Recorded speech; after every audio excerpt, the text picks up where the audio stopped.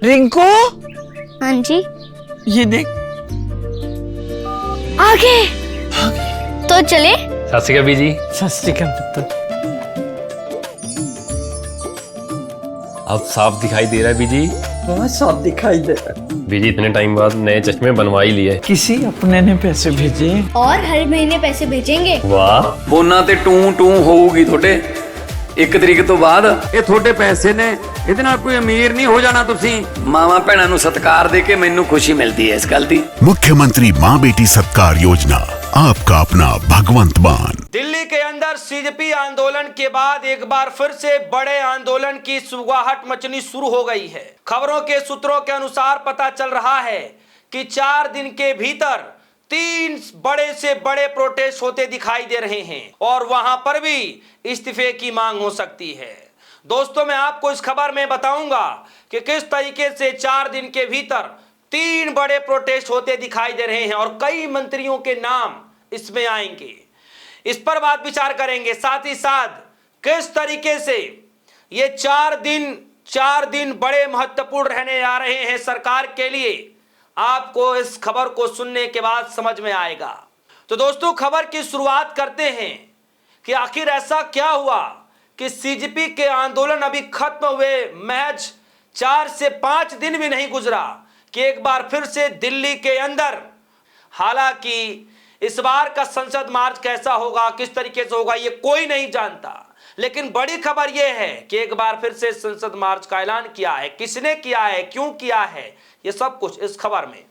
तो खबर की शुरुआत करता हूं लाइव हिंदुस्तान की खबर, और खबर की हेडलाइन जो लिखी हुई है बहुत इंपॉर्टेंट है। मैं आपको बता दूं, लिखा है E20 पेट्रोल पर आर पार की लड़ाई, 4 दिन में 3 बड़े प्रोटेस्ट का ऐलान, फिर अखाड़ा बनेगी दिल्ली।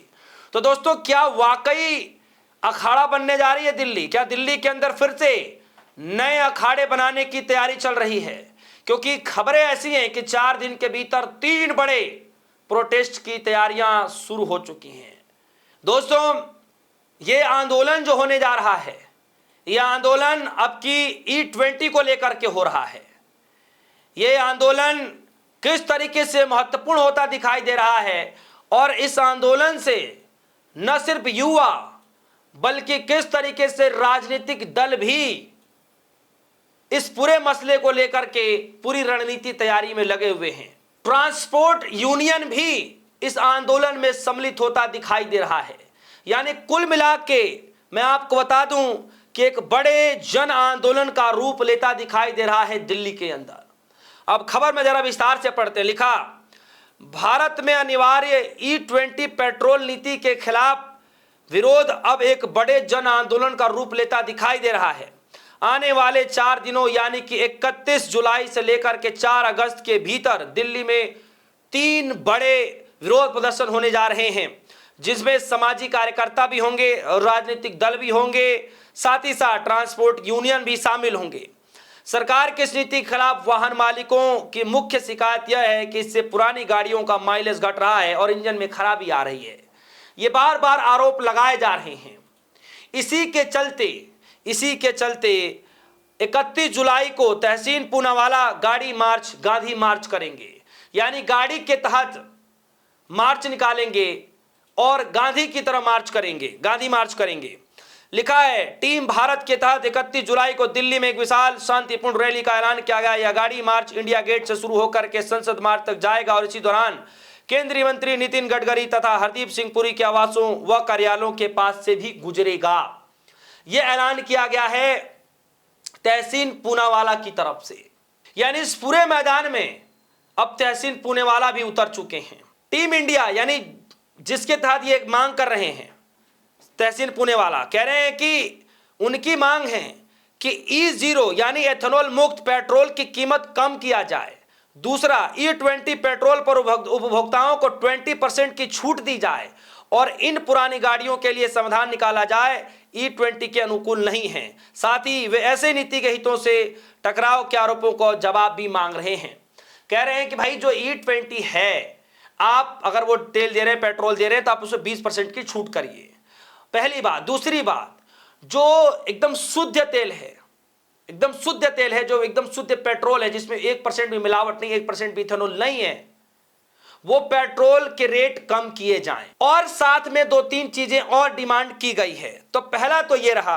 दूसरा, 1 अगस्त को Arvind Kejriwal national town hall में एक बड़ी जो है एक तरीके के आयोजित कर रहे हैं, जिसमें कई बड़े संगठन भी शामिल होंगे, कई बड़े ट्रांसपोर्ट के जो मालिक होंगे, जो संगठन हैं जो चलाते हैं, वो भी उसके अंदर सम्मिलित होंगे। ये भी E20 के खिलाफ ही करने जा रहे हैं। उसके बाद कहा यह जा रहा है दोस्तों, जो दिल्ली के अंदर सबसे बड़ा मुद्दा है वो है Delhi taxi and tourist transporters and tour operator association के तहत अन्य यूनियनों ने 4 अगस्त को संसद तक विरोध मार्च निकालने का आह्वान किया है। यानी कि दोस्तों, अरविंद केजरीवाल टाउन हॉल में अलग कर रहे हैं, तहसील पुणे वाला अलग मार्च निकाल रहे हैं, और उसके बाद ये जो transports and tour operators association जो है वो एक अलग मार्च निकाल रहे हैं, संसद तक विरोध प्रदर्शन वाला वो मार्च निकाल रहे हैं। यानी 31 से लेकर के 4 अगस्त के बीच में 3 बड़े आंदोलन होने जा रहे हैं E20 के खिलाफ। अगला नंबर किसका होगा यह बताना मुश्किल है।